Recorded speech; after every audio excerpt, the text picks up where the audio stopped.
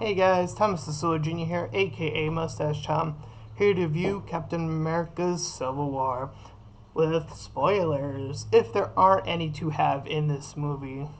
I mean, the crux of the movie is the Civil War between these two teams, and if you see the promos, you know exactly what is going to happen. These two teams are going to fight each other, and that's essentially the climax of the film, so the beginning of the film actually starts off with Cap and most of his team trying to stop this Crossbones guy.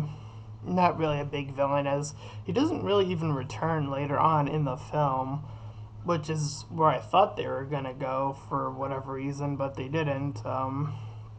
He has this piece.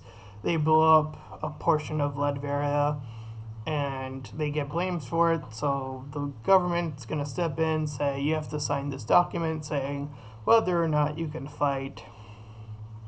And of course, you have Iron Man and his squad who, for the most part, seem to sign it on screen. Some of them don't, but whatever.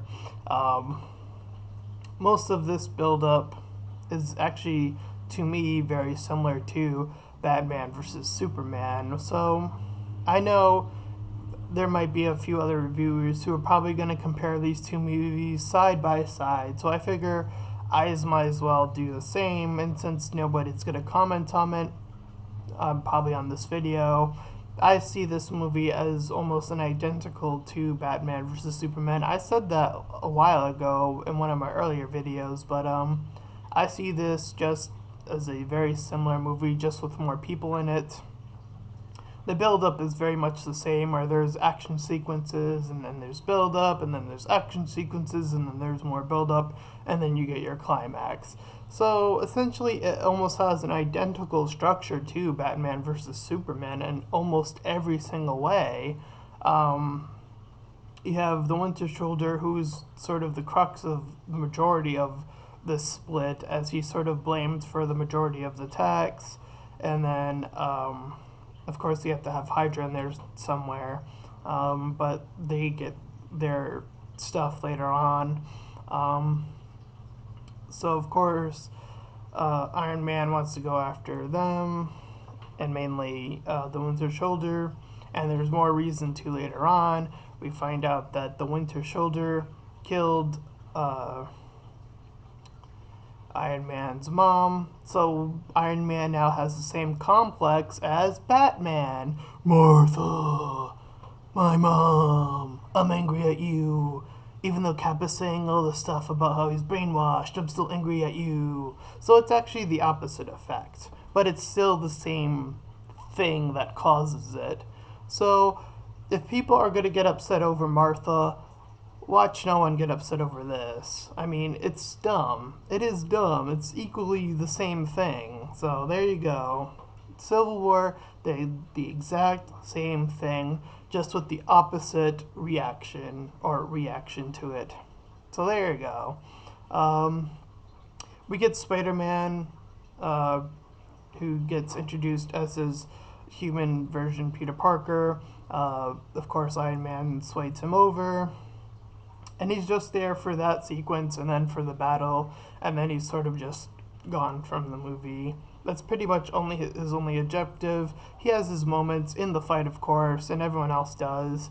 You have Ant-Man going big, you have the shot with Hawkeye and Ant-Man again.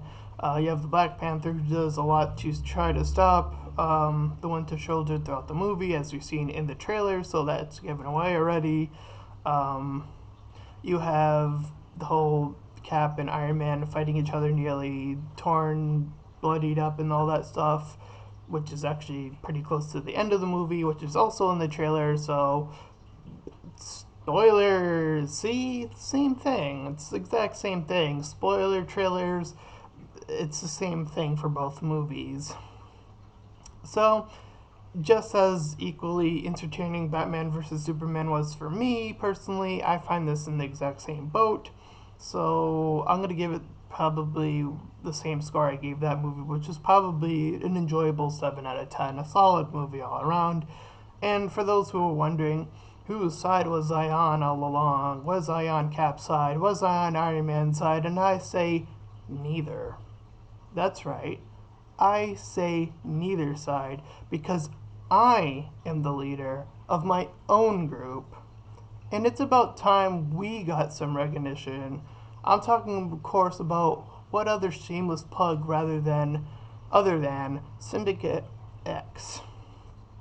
This is something that this movie, nor any other movie, is going to talk about. New superheroes. Every character in this movie has been seen before, even including Black Panther. Even though he's new to the movie genre, he's been around for a long time. Every character in here, has been in this genre of the comic book genre for a long, long time. Around a decade for most of them. So the question is, after this Civil War, after nothing was accomplished, by the way. The villains get away, so nothing was accomplished in this entire movie. And Scarlet Witch probably could have just ended everyone on the other side because she's overpowered as all hell. Figures. When is a new superhero going to get a shot? A new superhero. It's probably never going to happen unless someone talks about it. And I am the reviewer who's going to talk about it because I'm pissed off. Good. Civil War, I hope it gets all the money it deserves. All the superheroes did their thing. Good job. But for Christ's sakes, can we finally get a new superhero? That's all I'm asking. It's not much. I mean, I have my own group of superheroes, and I invited Captain America and Iron Man to battle Zeak Dartail, me, the other persona of me, I should say, to a one-on-one battle.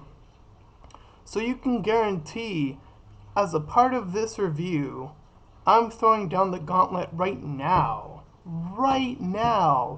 for any of these heroes, any single one of them to step up to the plate and let Zeak Dartail have a chance. Let a new superhero have a chance. And I guarantee you none of them will reply. Because at the end of the day, just like every other superhero or anti-superhero I've called out, none of them has stepped up. Including Deadpool, including Batman, including Superman, including Wonder Woman, and including already Iron Man. So I know the rest of them are just as cowardly as the rest of them. It's a matter of time before we just get more of this. And we're all gonna get tired of it. People are already talking about it now, being sick and tired of the superhero genre. And why? Because we keep seeing the superheroes we've been seeing for the past few years just stepping onto the big screen. And some of them we already have enough of. Spider-Man, for example, is probably going to get another reboot somewhere down the line. Another one. He's had, what, like 6 movies now? I mean, it's probably not as much as Batman, but I mean, it's getting there. I mean, for Christ's sakes, just step aside. All of them. DC, Marvel, they've both had their time in the sun. How much more time are they gonna get? Years? Because they already have stuff planned down for 2000 whatever.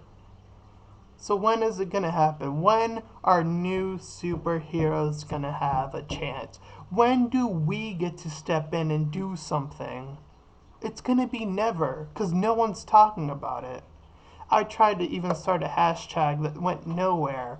Give new superheroes a chance, and no one will do it. Why will no one do this?